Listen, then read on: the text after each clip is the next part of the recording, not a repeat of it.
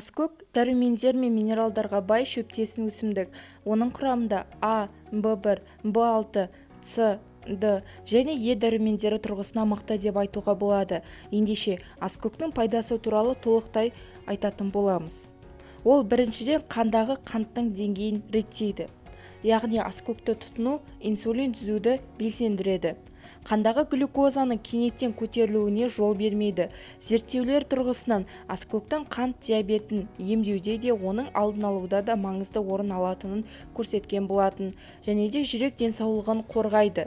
Жүрек денсаулығын сақтауда және инсульт қаупін азайтуда маңызды рөл атқарады. Шектеулі зерттеулер аскөк жаман холестеринге керемет әсер ететінін көрсеткен болатын. Холестеринді төмендету үшін жүрек денсаулығын қорғаудың негізгі шараларының бірі болып табылады. Сүйектерді күшейтеді. Яғни аскөкті тұтынғанда кальцийдің сіңу процесі артады екен. Сүйек остеопорозы, сүйектің жоғалуы сияқты созылмалы аурулардың алдын алуына ықпалын тигізеді. Инфекцияның алдын алады. Антиоксидант пен С дәрумені құрамы көне заманнан бері аскөктің микробтармен күресу және ағзаны инфекциядан қорғау үшін күшейтеді екен. Аскөктің жапырағы микробтарды денеден алыстата отырып, жараларды емдеуде маңызды рөл атқарады. Жөтел, суық тию, әлсіздік, шаршау сияқты мәселелерге қарсы жалпы жанданып қалпына келтіруге көмектеседі. Иммунитетті көтереді. Аскөк иммундық жүйені күшейтеді.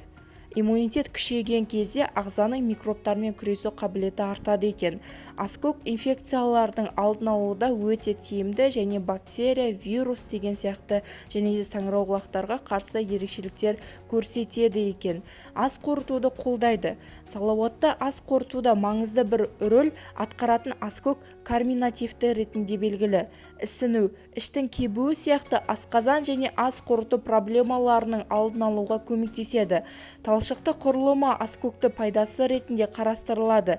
Өйткені аскөк құрамындағы диета талшықтары ішек қозғалысын ынталандыру арқылы іш қатудан сақтайды екен. Сонымен қатар аскөктің қышқылға қарсы қасиеті асқазанда артық қышқылдың пайда болуына жол бермейді. Мұндай тағамдар жақсы қорытылады және ас қорыту, ойық жары, гастрит сияқты ауруларды емдеуде көмектеседі екен. Аскөк ас қорыту бұзылған және микроб тудырған іш өту жағдайында да көмектеседі. Ауырсынуды жеңілдетеді. Қабынуға қарсы және ауырсынуды басады деп есептеледі екен. Әсіресе буын қабынуы мен буын ауруы кезінде тиімді болатын аскөк қабынуға қарсы емдеуді де қолдауы мүмкін. Бұлшықет спазмы мен бұлшықет ауырсынуын жеңілдету үшін диетаға аскөк қосуға болады. Сондай-ақ әйелдердің етеккір ауруы үшін тиімді екендігі зерттеулермен дәлелденген болатын. Тыныс алуды жеңілдетуі мүмкін. Аскөк тыныс алу жолдары проблемалары бар адамдар үшін өте пайдалы және маңызды. Суық тию, жөтел, тамақ ауруы, тұмау сияқты мәселелерге қарсы маңызды рөл атқарады. Өкпеде, кеудеде және мұрын қуысында қақырық бөлшектерін жұқартып қопсытады. Осылайша тыныс алуды жеңілдетеді. Бронхит және астма сияқты аурулардың емделу процесін жылдамдатуға көмектеседі екен. Және де аскөк ұйқыға жақсы көмектеседі. Яғни аскөк жапырақтарындағы белсенді ингредиенттер мен В тобындағы витаминдердің арқасында ұйқысыздыққа қарсы тиімді болуы мүмкін.